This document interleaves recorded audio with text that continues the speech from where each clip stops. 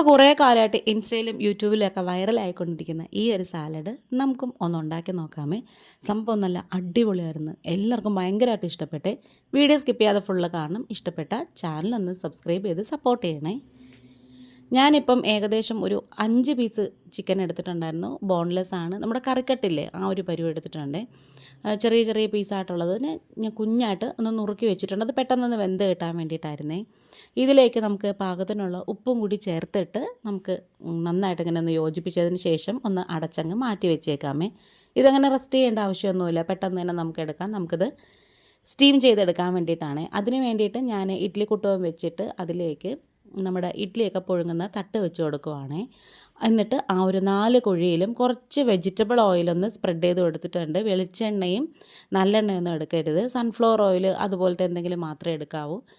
എന്നിട്ട് അതിൻ്റെ 2 കുഴിയിലേക്ക് ഞാൻ ആ ഒരു ചിക്കൻ പീസ് വെച്ച് കൊടുത്തിട്ടുണ്ട്. വലിയ പീസായിട്ടാണ് നമ്മൾ വെക്കുന്നതെന്നുണ്ടെങ്കിൽ ഒരു കുഴി വെച്ചാൽ മതിയായിരുന്നു.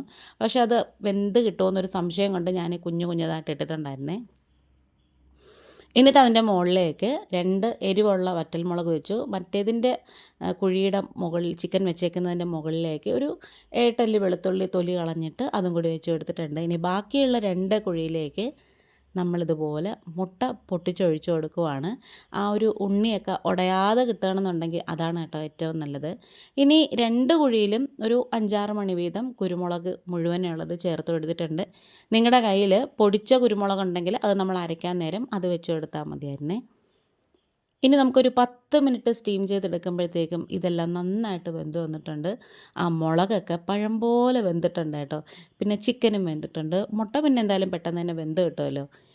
അപ്പോൾ ഇങ്ങനെ നമ്മൾ മുട്ട പുഴുങ്ങിയപ്പോഴാണ് വേറൊരു കാര്യം ഞാൻ ആലോചിച്ചത്. നമ്മളിതിന് മുമ്പ് ഇടിമുട്ടയുടെ വീഡിയോ ഇട്ടിട്ടുണ്ടായിരുന്നു കേട്ടോ. കുറേ കൂട്ടുകാർ കണ്ട വീഡിയോ ആണ് കേട്ടോ. അത് കാണുന്നതിൽ മാത്രമല്ല നല്ലൊരു സ്റ്റാർട്ടർ റെസിപ്പിയും കൂടാണ് കേട്ടോ.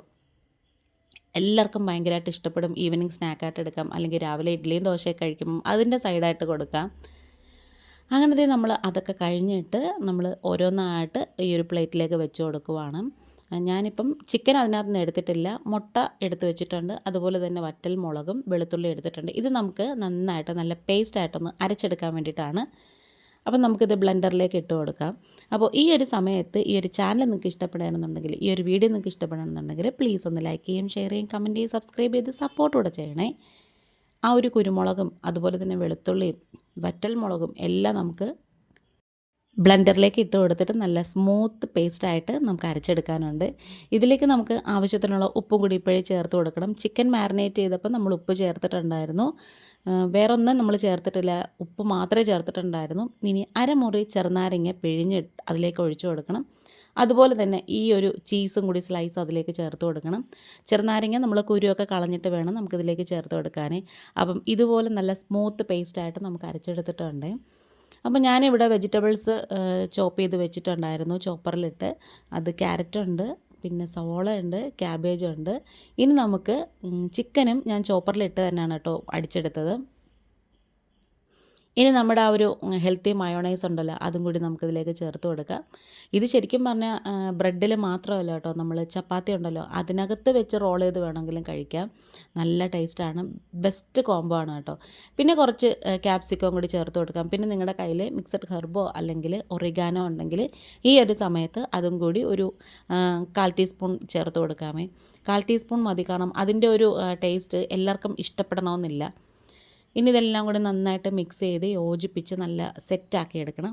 അപ്പോൾ പറഞ്ഞു വന്നത്, ആദ്യമായിട്ട് കാണുന്ന കൂട്ടുകാർ ആരെങ്കിലും ഉണ്ടെങ്കിലും ഇതുവരെയും സബ്സ്ക്രൈബ് ചെയ്യാതെ കാണുന്ന കൂട്ടുകാർ ആരെങ്കിലും ഉണ്ടെങ്കിലും ആ ഒരു ബെല്ലൈക്കണം സബ്സ്ക്രൈബ് ബട്ടണൊക്കെ പ്രസ് ചെയ്തിട്ട് അതിൽ ഓൾ എന്ന ഓപ്ഷനും കൂടി കൊടുക്കണേ. എങ്കിൽ മാത്രമേ ഞാനിടുന്ന നെക്സ്റ്റ് വീഡിയോസൊക്കെ നോട്ടിഫിക്കേഷനായിട്ട് നിങ്ങൾക്ക് കിട്ടത്തുള്ളൂ. അപ്പോൾ ഞാനിവിടെ ഇന്ന് ബ്രൗൺ ബ്രെഡാണ് കേട്ടോ എടുത്തേക്കുന്നത്.